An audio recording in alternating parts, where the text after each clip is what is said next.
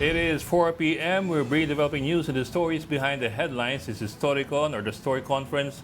I'm Ed Lingao. Some stories you're watching this Tuesday, January 21.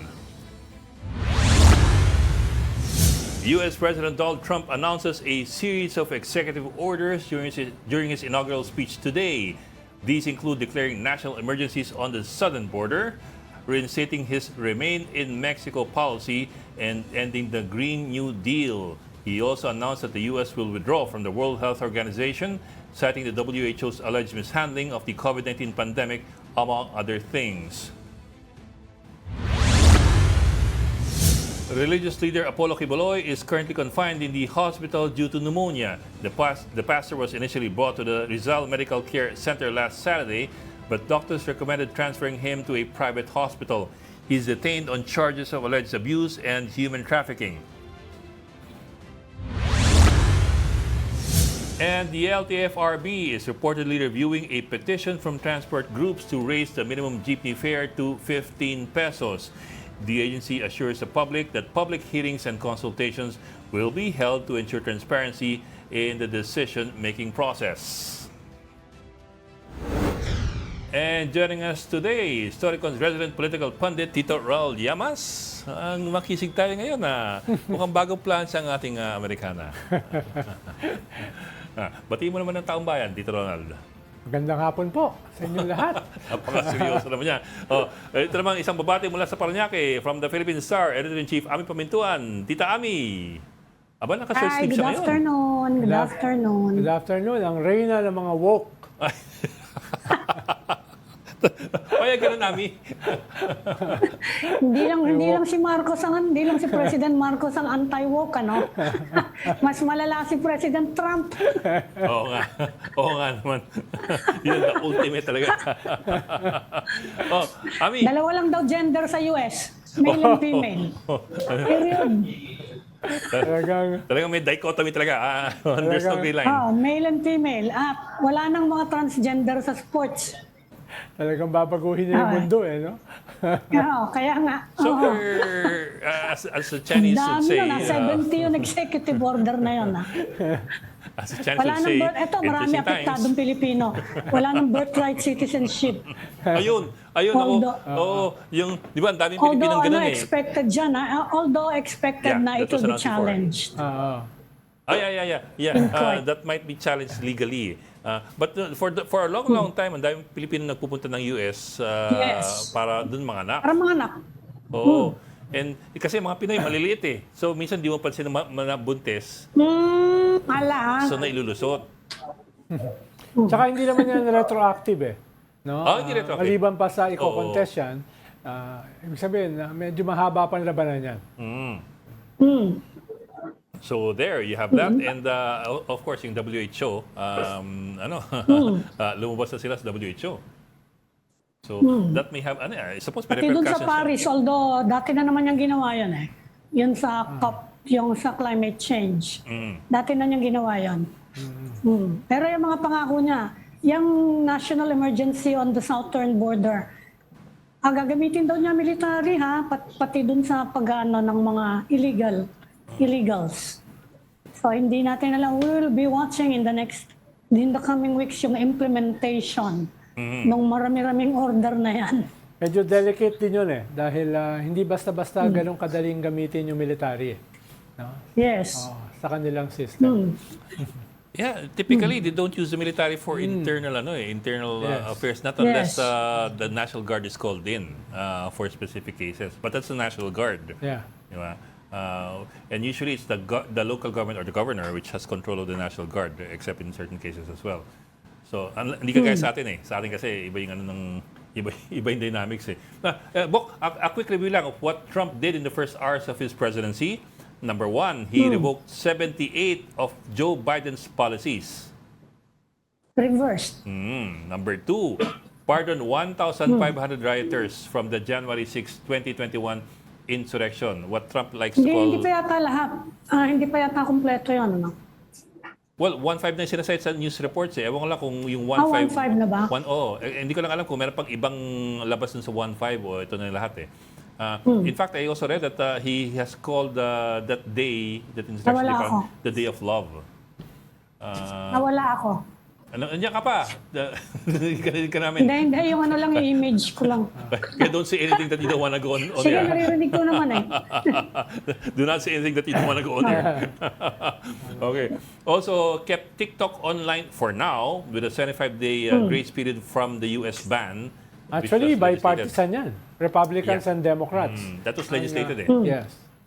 And signed a sweeping order on death penalty and orders Attorney General to make sure that all states have lethal injection drug supply.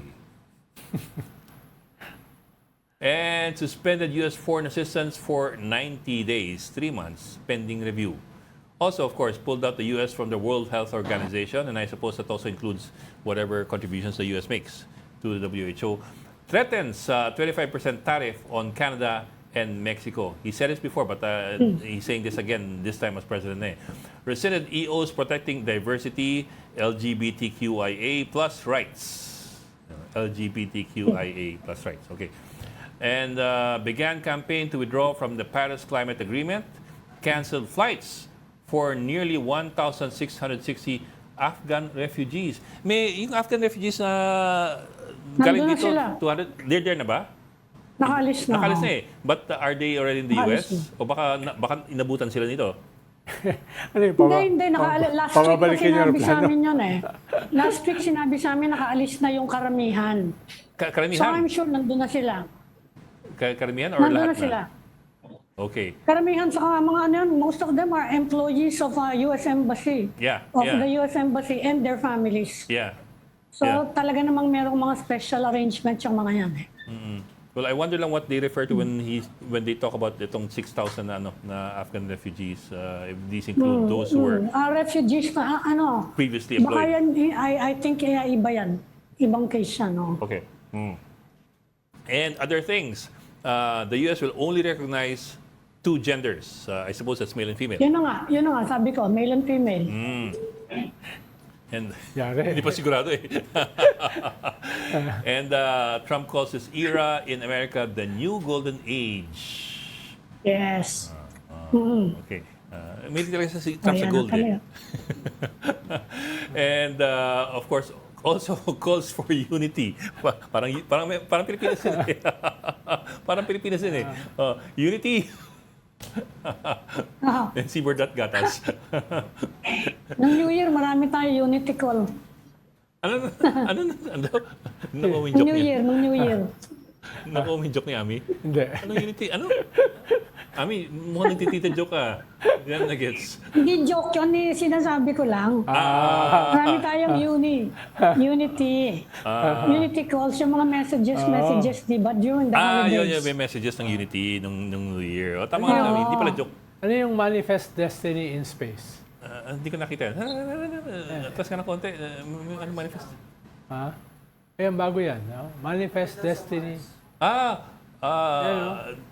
Talks of manifest destiny in space. Ano, he's looking for human landing in Mars? Oh, that's Pero that's ang going to be, ibig... ano? With Musk. Oh, that's going to be interesting. Pero yung manifest destiny kasi at the turn of the century, no, ay tungkol 1860s, 1870s. tungkol yan sa role ng US sa global stage. No, diyan nagsimula yung US yung tawag nila the American Empire. No, nung diyan sa manifest destiny na yan. Ang hindi ko magets, anong ibig sabihin nun sa That space? started with the expansion to the west and to the south, and later on to the expansion across the Pacific. Yes. And down to... yan yung yan yung Cuba. pinanggalingan nung gera ng US with Spain. At nakuha yung Puerto Rico, Philippines, Cuba. Pero Tito Ronald, Yun. kapanahon naman yun eh. Ibang panahon na ngayon. Ngayon we're talking... Ngayon, maga na ngayon, maga.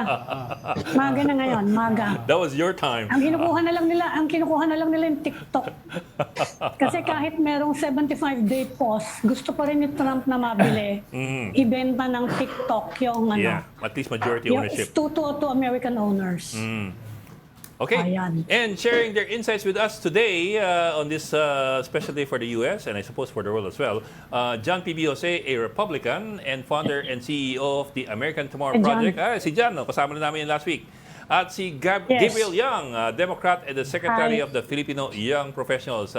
John and Gabe, magandang hapon and thank you for, good morning there. Thank you Hi, for joining us Gabe. this afternoon. Welcome back. Happy to be here again. Thanks for having us.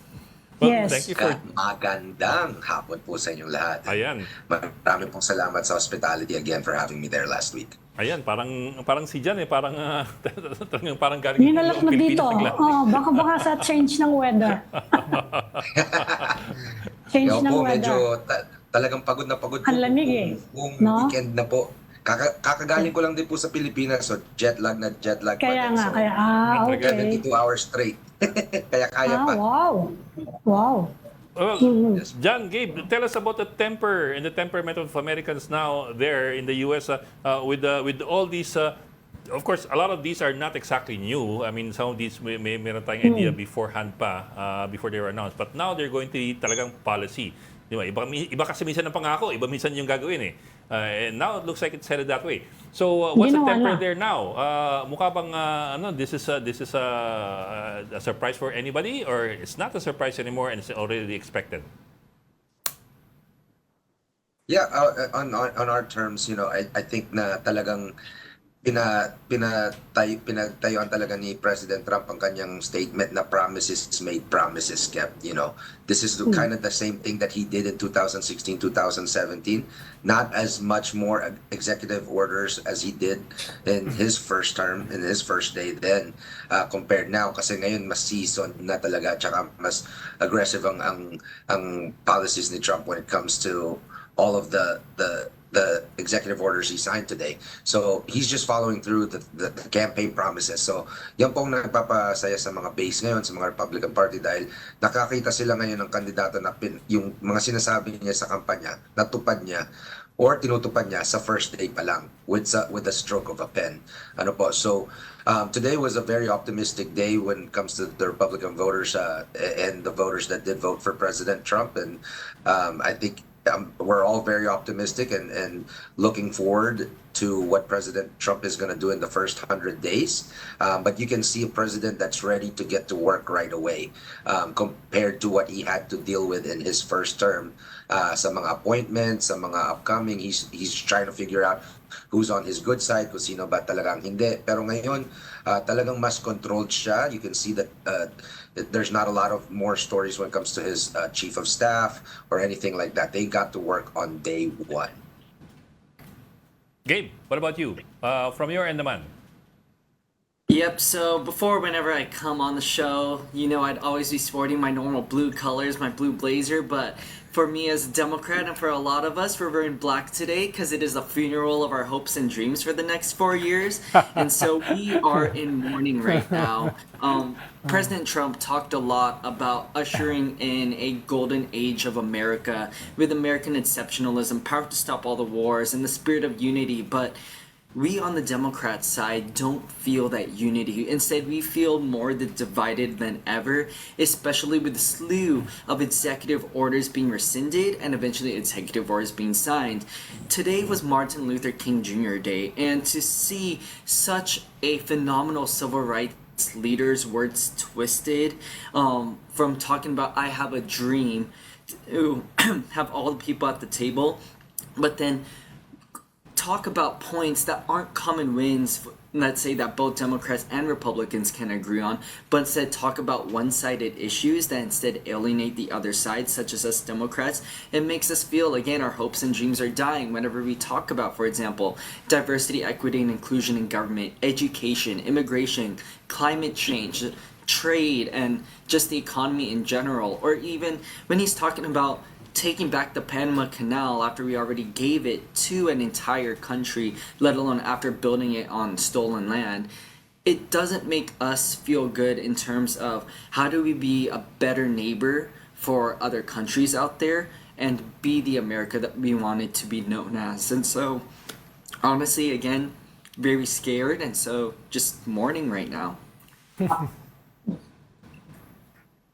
Well, for Filipinos, one of the biggest concerns is, of course, yung citizenship. A lot of us have relatives in the U.S. They are there on birthright citizenship. They are not TNT. They are citizens based on birthright. What's the impact? You think this will actually push through? Because we Yes. are expecting legal challenges, right?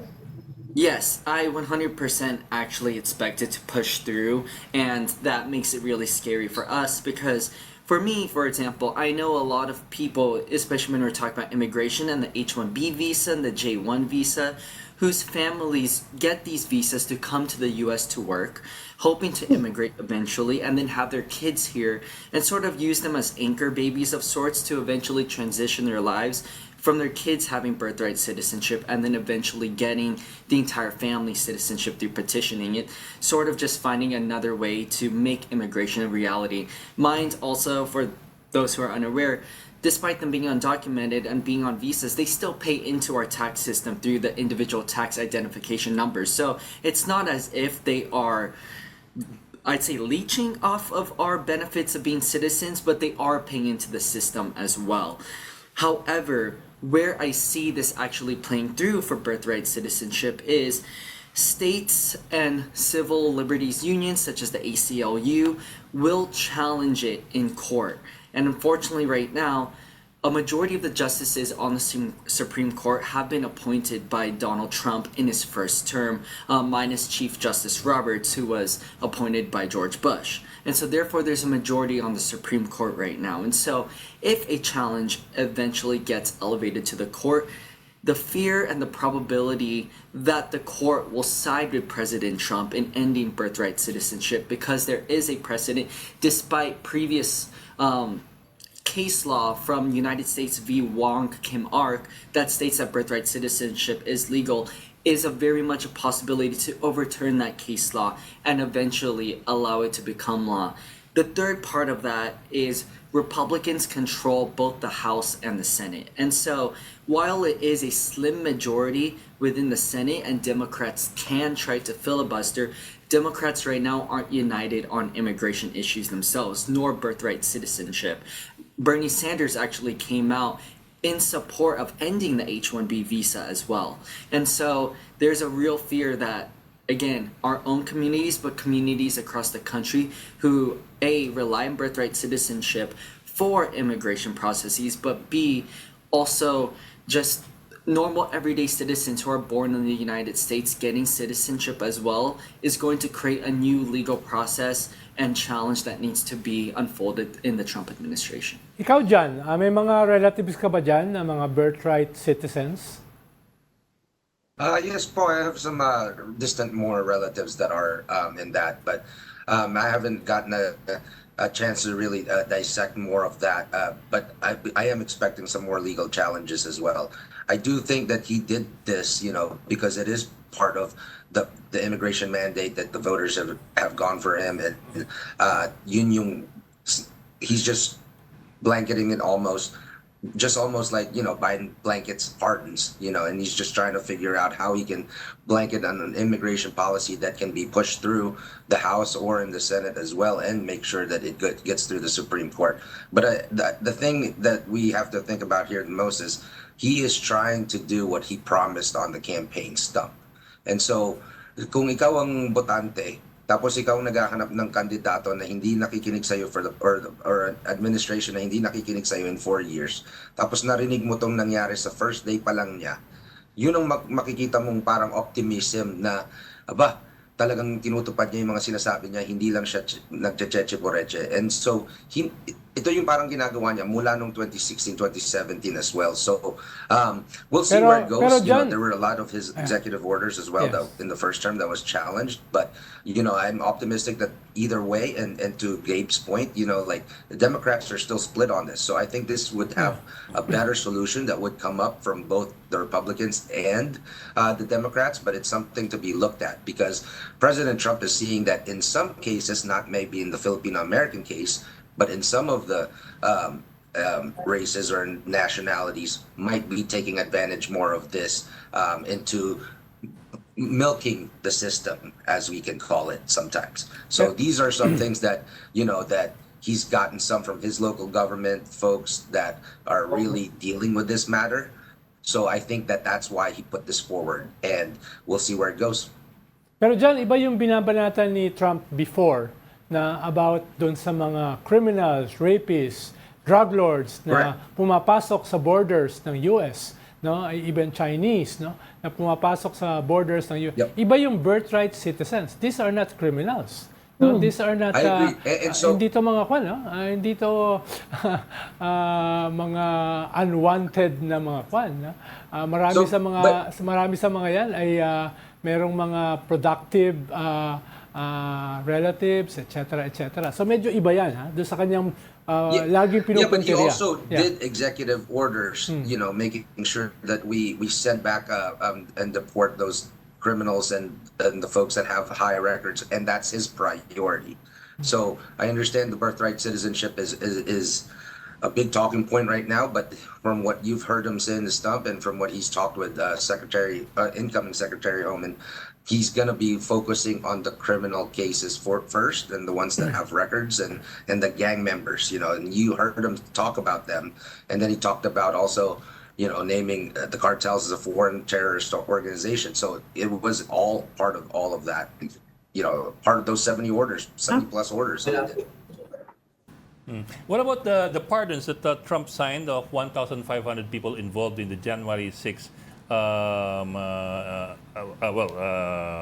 activity or event? I know that the president does have the authority to pardon people. We had Joe Biden pardoning his own son, which also smacks of, I suppose it smacks of conflict of interest. But then again, in pardoning those who were involved in the attack on the Capitol on January 6, 2021, does that not send a dangerous message for future uprisings?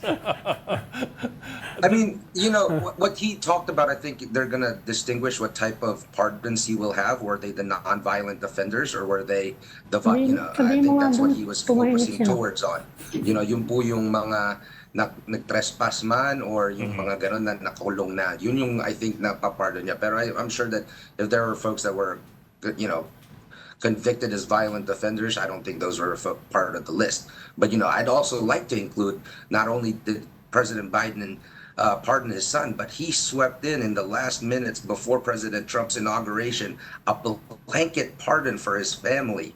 You know, for 10 years of crimes is going to set a dangerous precedent, you know, to future presidents as well to do that. So those are some of the things that I know that 1,500 pardons sound good, but think about what Joe Biden has done for pardons in the last 2 weeks that even Democrats in his own party have really been disappointed with those pardons.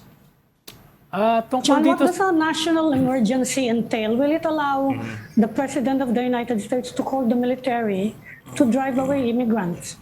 Is that what it means? And I think from what he mentioned on that national emergency, it was to bring the troops into the southern border to help the border patrol folks to navigate the entrances of in the wall area, right? So I think by him doing that is a message, a signal sent to the folks that the border is going to be closed. There's not going to be any more open borders. I mean, the CBP One app, you know, it has been stopped from 12 o'clock this afternoon, meaning folks can't just come into the United States and then set an appointment or set their asylum status. You know, they're going to go through the legal process now, or even the Remain in Mexico policy that, you know, Democrats and Republicans have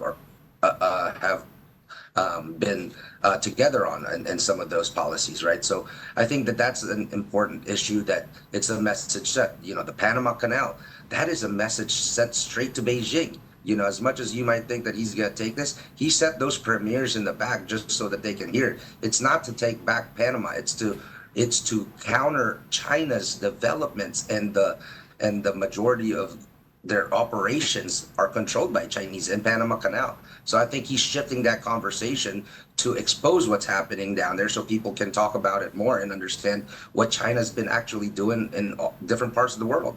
Is his suspension of the ban on TikTok, giving it a grace period for 75 days, is that also a message to Beijing? yung imbitasyon niya doon I sa think so too. I mean, before he Yeah. released that, he had a call with President Xi Jinping 2 days ago, right? And so I think that that was some of the things that they talked about. So I'm sure, he's talked about, a moratorium for the order. And I think that, with the Supreme Court ruling, I think that that's what they're going to go try to find that a compromise on, and how they can sell TikTok or get rid of the ByteDance influence within TikTok, and make sure that it's an American-owned company if it does come back to the United States. So I'm optimistic about what could happen. I personally don't use TikTok, but I think it's and I understand that millions of Americans do see the economic opportunities in this. So I think with President Trump being a negotiator and a deal maker, he's going to make something happen to keep folks happy. But I'm sure the Democrats are going to be happy about that because it's upsetting a lot of Republicans now that he's even considering doing this. Ibo.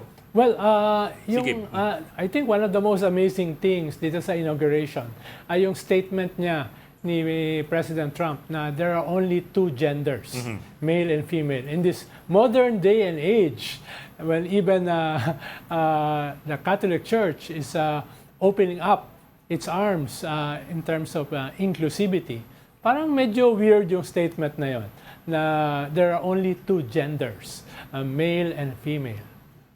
What was that about, John? You've heard him, deal with this in the whole campaign. I think he's talking about the science when it comes to this, right? And the chromosomes XX and XY, and those are what he's been going off on his stump speeches. And like I said, he's just following through the campaign promises he made to the American voters. And he's doing this in terms of also the two genders when it comes to the sports issue, right? Making sure that the transgenders, they are people. I get it. They're part of. They're taxpayers. They're impactful members of the community. However, the concerns that President Trump has listened to are the concerns of the parents as well, that have to deal with the sports issue when they're letting transgender folks play in the female sports, right? So a lot of those folks are talking about how that's not actually a feminist thing, because you're taking away an opportunity from somebody. And so at the end of that, I think President Trump understood and listened to the parents' concerns when it comes to this issue, when they're dealing with it in local public schools as well. So I think that, when it comes to this issue, it is very divisive in modern day America, but it is something that he is following through, again, in his campaign promise to follow and give the rights back to the parents when it comes to their education, their kids, whatever they're being exposed to in their schools. So that is what he's bringing back to it as well. I mean, he's a conservative, right? So this is a natural kind of thing for him into believing into the suggestions of also his folks that are probably advising him on this too. But even the Republican Party has gay Republicans, right? Correct. Yeah, would you have an organization there about gay and the Law-abiding lesbian? Republicans, yes. Gabriel, how are is your group getting any reaction from the LGBTQ community to this measure? Because it will also affect LGBTQ members in government, right? And Yes, in absolutely. workforce and the private workforce. Yes, absolutely. So when I was in the Biden-Harris administration, I primarily worked in the Health and Human Services Agency. And so one of the major things that we focused on in Health and Human Services was transgender healthcare or queer healthcare, especially on the mental health side, the transitional side, and then also just care for the whole person as well. And so while I will address, John is totally correct, there is a cultural issue in terms of how are parents being supported in educating their kids, but then over on the HHS side, on the Democrats coalition, what we were trying to advocate for and that we're really scared of now is that a lot of that funding that is going towards the research, towards transitional healthcare, the mental health resources such as therapy for those, or even just the gender affirming care for people who want to transition from whatnot. Because while totally understandable that parents really want to make sure that their kids feel comfortable, or even that all kids are given an equal opportunity in sports and whatnot. At the same time, we're focusing on the kid too, instead of just the parents. How does the kid feel? Does the kid feel safe to express themselves? And if not, if they express themselves, are they safe at school, or are they going to get bullied by transphobic and homophobic comments as well? And so by defining it only as by transitioning the conversation from two sexes into two legal genders, it eliminates and invalidates the experience of that child and of that person, which has shown a positive correlation in this case of transphobic and homophobic hate crimes and hate incidences. And so it is very scary for our trans community. And so we as Democrats need to figure out how to challenge this and make sure that our kids are feeling supported, but then also in John's case too, that the parents are being supported as well in supporting their kids and in having equal opportunities to access in sports and whatnot, and also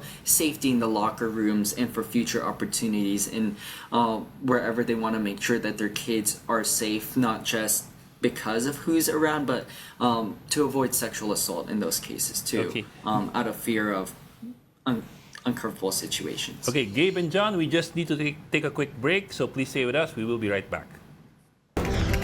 We've got developing news and the stories behind headlines. Welcome back to the Storycon or Story Conference. I'm Ed Lingao. With us, of course, Ami Pamintuan of the Star and Tito Raul Llamas, our political pundit. And we still have with us U.S. Phil-Am leaders Gabriel Young and John P.B. Jose. Gentlemen, we were talking a while ago about Trump's policies on male and female and the binary choices.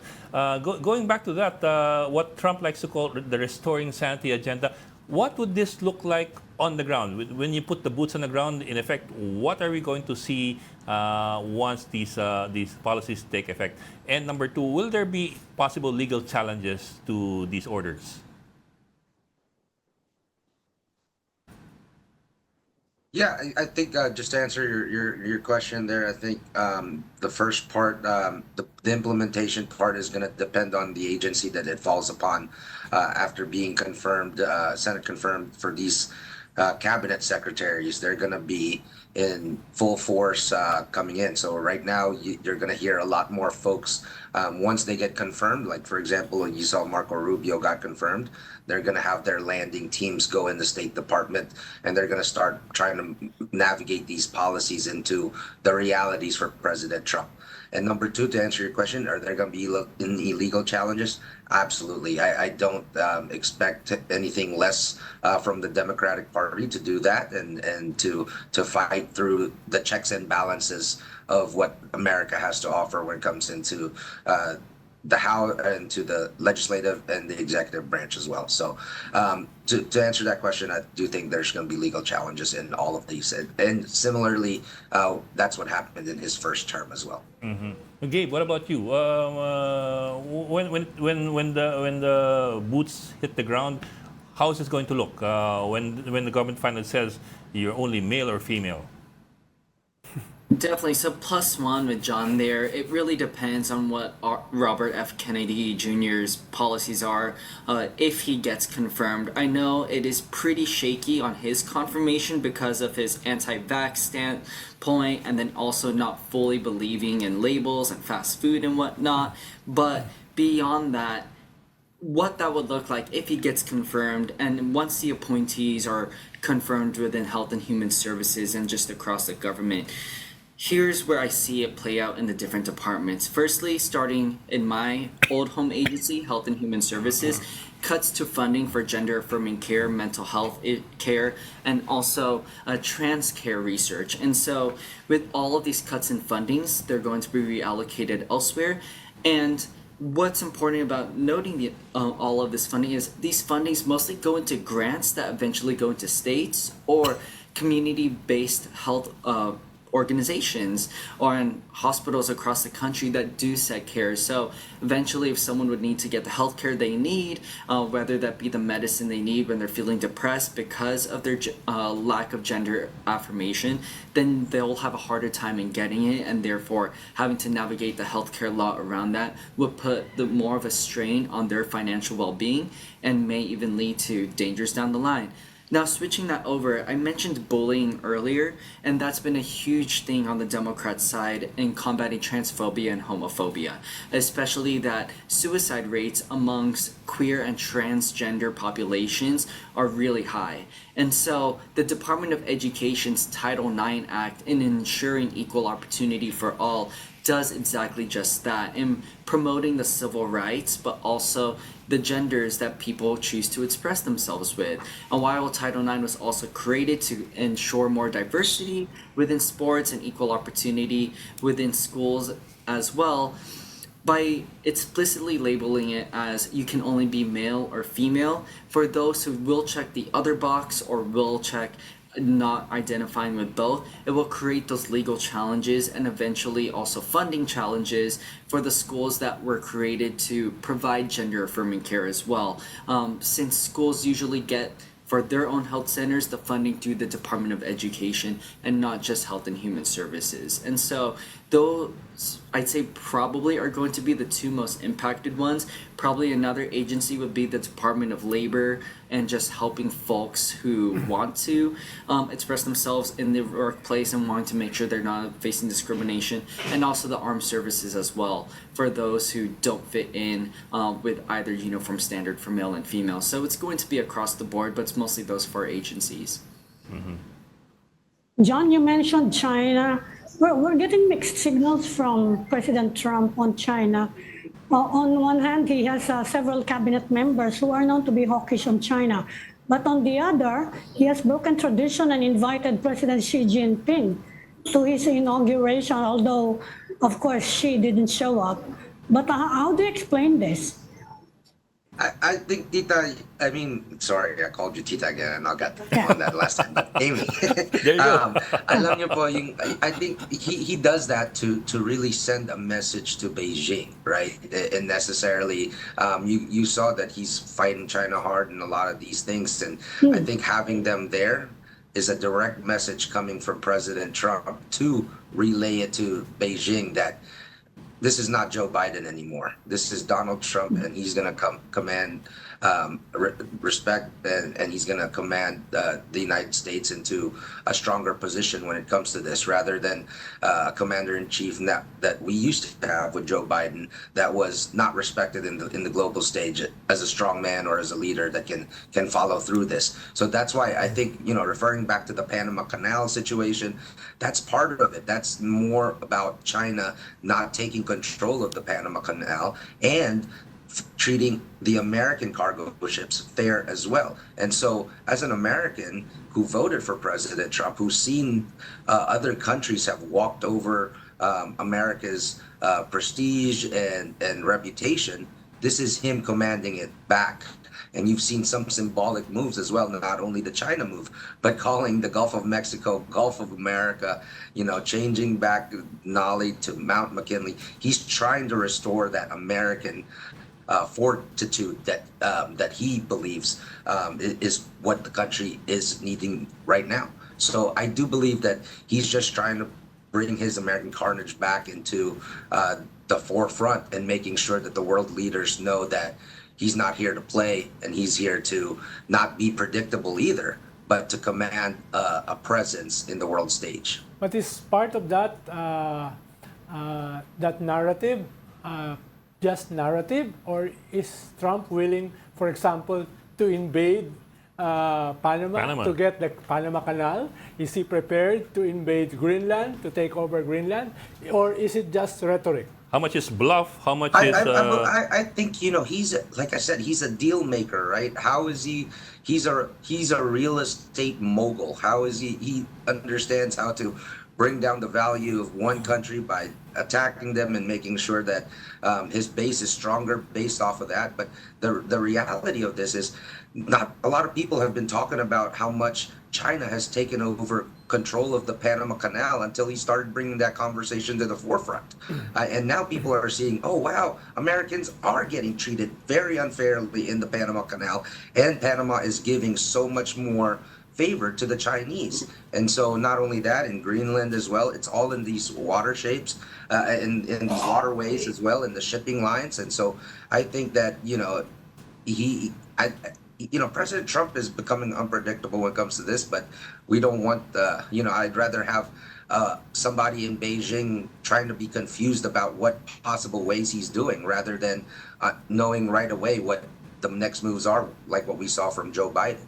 So I think that, and like what I said last week when I was there, like what he was talking about in Canada, he's trolling in some of this as well, right? So that is part of his personality and what he's trying to do. But I'm closely more on the rhetoric side when it comes to this, because if he's talking about invading and this, that's not going to be popular with the rest of the American population. And for you to invade something, it has to have approval within Congress. And with the split in Congress right now, the reality of that is very slim, right? Mm-hmm. But John, isn't it also dangerous to be trolling, or to be that's just for Justin Trudeau. To confuse, for example, yeah. to confuse states that have nuclear weapons. Isn't there also some danger there when you try to confuse? I know what you mean. He's a deal maker. He's a negotiator. He's a tough one, obviously. But when you bluff and bluster, and you're dealing with somebody who's got nuclear weapons as well, then the equation is not always as clear. Yeah, no, I understand, and we'll see where this goes. But the important part is, like, he's bringing back that American first mentality into that's what he's been campaigning on. That's what he's been running on since 2016. And so, am I surprised about this? Not really, because this is one of the things that President Trump has been talking about since he got elected, right? And so, but if we kind of unfold it a little bit, we have to talk about, and he's exposing all the things like China's doing wrong, and I think somebody's got to fight them back. And if he's the guy that's got to do it, then we're all for it. And because we're tired of being taken advantage of in China, and China's taken a lot of advancements in the past few years, especially with President Joe Biden being on top of the office. And so I'd like for him to start talking about, West Philippine Sea and making sure that he's protecting us when it comes to that as well. And I think, all indications are pointing that mutual defense treaty is still going to be very, very ironclad as well. Gabriel, what's next for the Democrats, seeing what's happening on the first day of the new Trump administration? So definitely on the Democrat side, especially on the caucuses. So for the Black Congressional Caucus, the Hispanic Caucus, and the Asian Caucus, everyone is pushing back against all of Trump's executive orders. And so most of those caucuses are made up of Democrats, although they do invite Republican members to be a part of it. Republican members tend to not join the caucuses.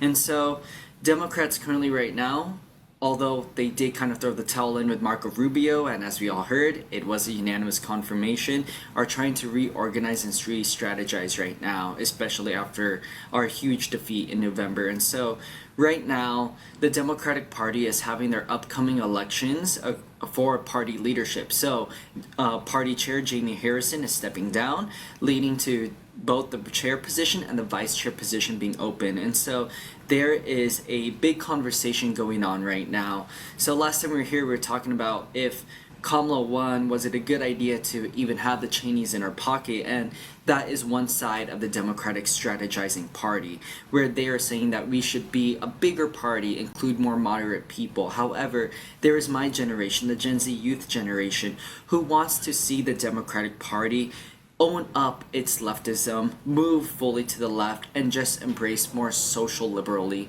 and fiscally liberal ideals. And so that is a conversation that is going to be seen at the voting boxes for the Democratic Party. And so each state is currently running different candidates right now. I know a few people who are running, and a lot of them are youth, because a lot of youth and my generation are sad with what we're seeing. And going back to the voter turnout data as well, they're the same voters who did vote for Biden, but ended up not voting for Harris at the end. And so all in all, Democrats just need to decide, are we going to keep a bigger tent, or are we going to narrow down and actually stand up for values, even if that means biting the hands that feed us. Okay, maraming salamat to both our guests tonight. Coming all the way from the U.S., we had John P.B. Jose, founder and CEO of American Tomorrow Project, and of course Gabriel Young of the Filipino Young Professionals. Gentlemen, well, good luck to your country, and we hope that we wish you the best. Maraming salamat. Thank you. Maraming salamat. Mabuhay po Thank kayo. you. Buhay rin po kayo. Thank you also for joining Storycon today. Ami Pamintuan, ang Editor-in-Chief ng Philippine Star, and Tito Rol Llamas, ang ating resident political pundit. And join us again tomorrow at 4 p.m. for the Storycon. I'm Ed Linga. We are One News, all sides, all the time. This is the Story Conference Group or the Storycon Group.